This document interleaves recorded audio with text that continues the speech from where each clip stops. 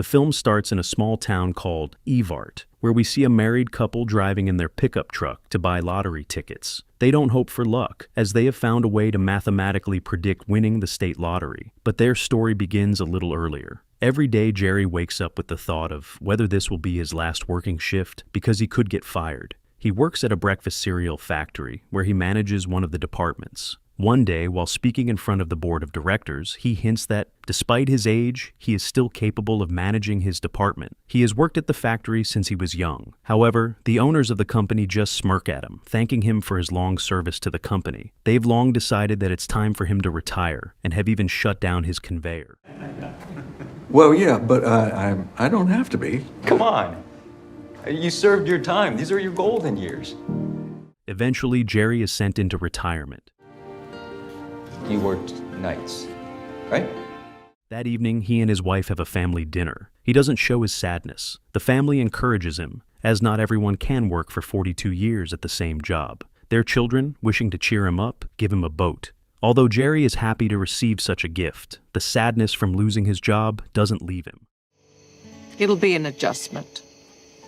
You'll find your way. Have you? Not really, but I don't have a boat. A month goes by, and Jerry still hasn't tried out the new boat. One morning, he grabs coffee at the local store and meets his friend Steve, asking how much his bank account has increased.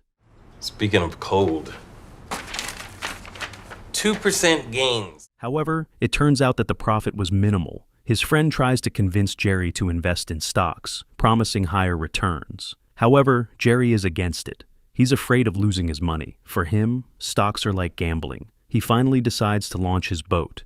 However, due to inexperience and negligence, he forgets to set the handbrake and almost drowns his car. At the last moment, he manages to drive out of the water, but accidentally breaks the boat's motor. Feeling quite nervous, Jerry decides to calm down by having coffee at the nearest cafe. He hears from the cashier about the windfall lottery. Oh, it's when the jackpot hits 2 million and nobody gets 6 numbers.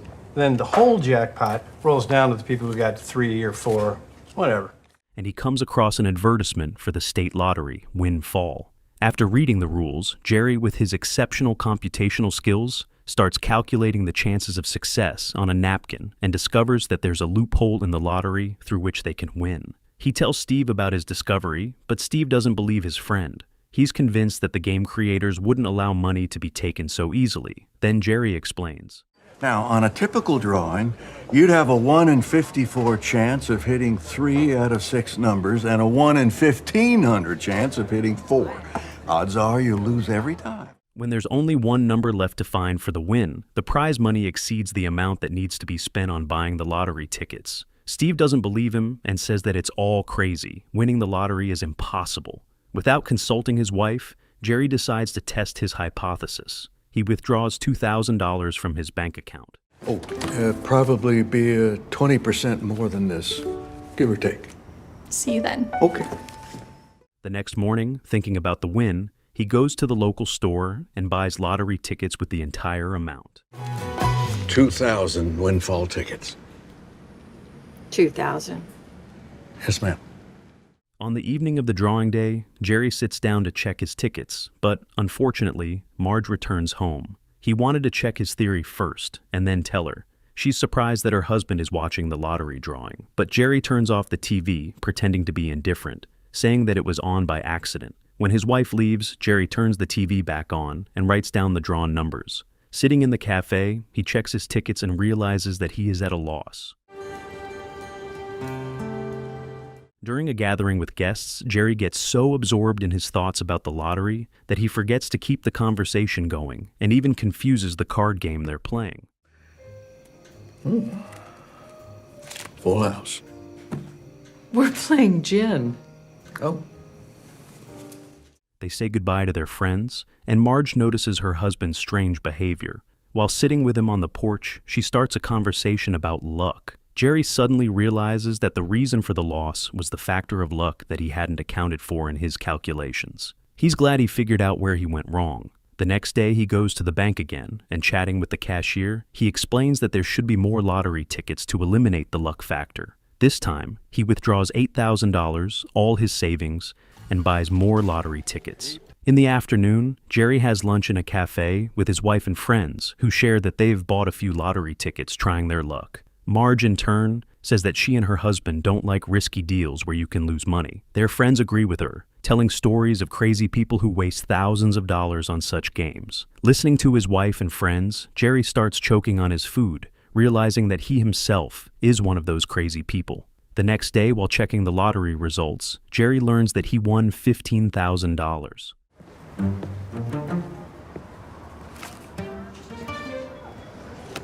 This is almost double the amount he spent on tickets. He can't believe it.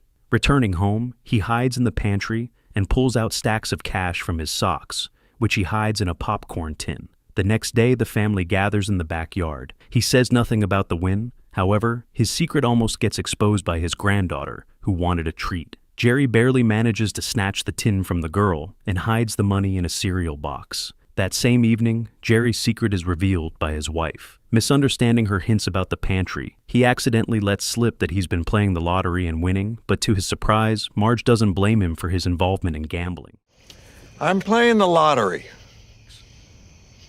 Wow. On the contrary, she's very glad that they now have their own entertainment, and, finally, after many years, they'll be able to have fun together and live for their pleasure. They've waited 40 years for their pension. When the couple decides to buy tickets for all the $15,000 they have, they learn that the lottery has closed in their state, and now, to buy tickets, they have to go to neighboring Massachusetts. They go to Steve's office to find out the nearest lottery points for windfall. Steve, hearing their conversation, also wants to join in. He offers $1,000. The elderly couple is full of enthusiasm, and the difficulties don't scare them. Waking up early, they set out on their journey. Have cookies? Having reached the neighboring state, Jerry and Marge stop at a gas station, where they get lucky and find a lottery machine. Actually, I'm gonna get them first. How can I help you? We'd like to buy 8,000 windfall tickets. I'm gonna get you first. Unfortunately, they have to stay until evening because the machine prints 1,000 tickets per hour. The seller allows Jerry to operate the ticket printer himself. After checking into a hotel for the night, the couple watches the lottery results on TV and begins checking the 8,000 tickets they bought. After working through them until morning, they calculate that they've won $21,000. They just said congratulations. On the way back, Marge has an idea to involve more people in the lottery to increase their winnings. Together with Jerry, they decide to start their own corporation. To begin, they invite their friends and residents of the town they've known for many years. Some even offer alternative forms of payment, such as a quad bike instead of cash. The entry fee for each participant is only $500. The citizens like their idea, and the next time Jerry and Marge visit the gas station, they buy tickets for $40,000. A seller named Bill is surprised by where the elderly couple got such money. Marge explains that they are professional lottery players, but this time, printing the tickets will take until morning, and the station will close. So Jerry suggests that Bill become a participant and earn some money. Bill, I'd like to introduce you to GS Investment Strategies. I'm in. Can I be in? In the end, Bill also becomes a member of their investment club. He even tells his friends about it, and they also become participants. Hey, I got 2 more shareholders. One of them's got to rob his parents' house real quick, but he's definitely in. It's 500 more tickets. That evening, in the motel, they watch the program again and start checking the tickets, but not immediately.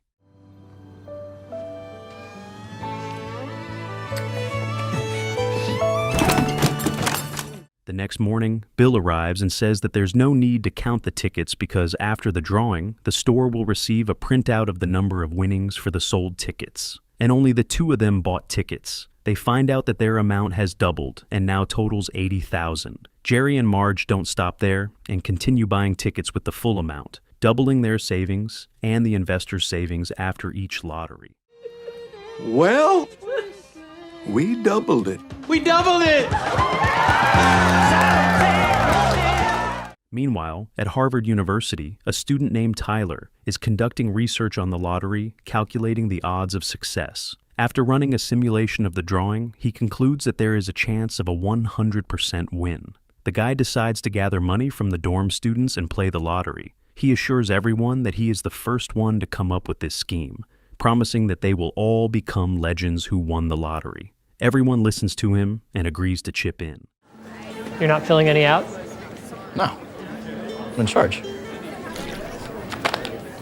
The next day, Jerry pulls out whole boxes of lottery tickets and stores them in the garage, so that in case the tax authorities come, he can account for them. In the evening, he holds a meeting for the investors, wanting to show the profit figures. However, people aren't too interested in hearing about the numbers, and they all go to the dining room to eat. The next day, Jerry, Marge, and Steve gather at a cafe where they discuss buying tickets for $600,000, wanting to get as much money from the lottery as possible. Jerry realizes that the loophole will soon be closed, and while there's an opportunity, they need to earn. Then we need to make as much money as we can while we can. Get the festival going and finish rebuilding before it pushes back. Meanwhile, in the lottery company office, one of the employees brings a report to the management and claims that there should only be 5 winners of more than $50,000 a year. But here, there is a major win every 3 weeks. He's won this much? Yeah. Now, who drives 10 hours every month to play the lottery in a different state? Yeah, that doesn't make any sense. Right. The Harvard students also made their profit. However, one of the students, Eric, realizes that the winnings should be higher. And after checking all the lottery data, he finds out that a large amount of money is also being drawn from another location. He hacks into the lottery's database and knows exactly where the tickets are being sold. The guys realize that there is a second group of people who are profiting from the lottery. A new batch of tickets goes on sale. Jerry and Marge are printing them, sitting at the gas station while celebrating their 46th anniversary. This was easier when I was 16. Oh, you're even more beautiful now. At that moment, Tyler and Eric walk into the establishment. They start sneering at the sight of the elderly couple, as they initially intended to meet a criminal group. The guys offer the elderly people to join their group rather than play separately, but Jerry refuses. Marge jokes about the students. The student says that at Harvard they study more serious matters, but Jerry responds, Binomial distribution only considers 2 factors. Not a third, which is human error, or a fourth, which is the time it takes for you to fill in the tickets. You gain a whopping $32 for every $100,000 you win. You're welcome. Seriously? Shut up. In the end, they refuse the offer, and the guys leave empty-handed. The next day, we see Jerry's investors. The gas station clerk is getting a divorce and drives away in a new car, which drives his ex-wife into a fury. The farmer rents space to sell his products, and Steve buys himself a brand new Lamborghini. I just bought a Corvette.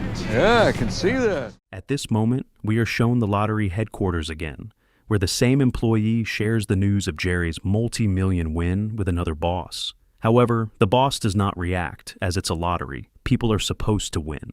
A few days later, the persistent Tyler arrives in Michigan again, and, while alone with Jerry, threatens to hack into all of his investors' accounts. He assures Jerry that his group will have no trouble finding information about everyone involved in the win. He asks Jerry to stop with the lottery, as he has already made enough money. We hacked into the state lottery to find where you were betting. You don't think that we can hack into your accounts, your credit, your identity? The man realizes that continuing with the lottery is risky, and during a meeting with the investors, Jerry announces that they are exiting the game. So you're really gonna let some college take all this away from you? The odds that he might do something outweigh the benefits. It's not about the math. It's about being human. However, after talking to his son and wife, the man decides not to retreat, but to keep playing. Tyler learns that Jerry has not quit the game, and the ticket purchasing from Massachusetts starts again. He comes up with a scheme where his group will buy the tickets first and intercept the jackpot distribution earlier. But if we create a roll down when nobody expects it, we take it all, we squeeze the other players out. We use our hack to track the pot, we wait for it to hit $1 million before a drawing, and then we bet $1 million in one day. I mean, we own the game.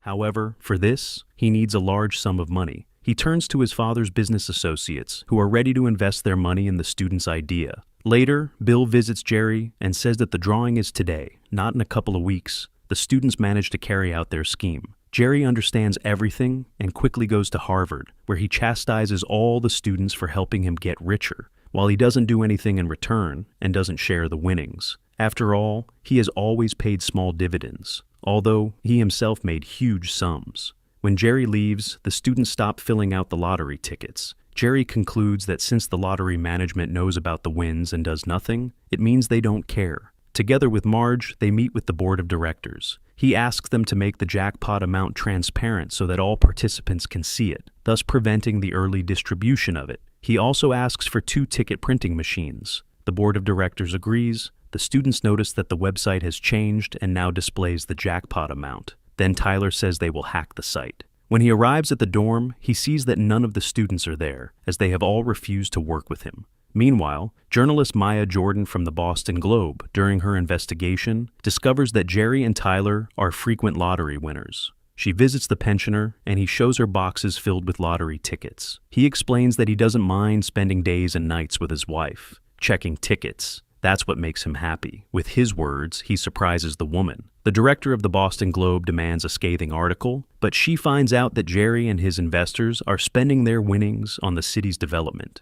The day comes when Jerry and Marge decide to play one last time. The winning sum will be enough to restore the city. When they arrive, as usual, at the gas station, they notice that the lottery ticket machines are being removed from their regular spot. They learn that the lottery management has revoked the license after the article in the newspaper exposed the game's vulnerability. The article did come out, but it was about Tyler, as he selfishly made money. The newspaper note with Tyler's picture catches his father's eye, who arrives at the university to take him away, forcing him to pack up and leave with him.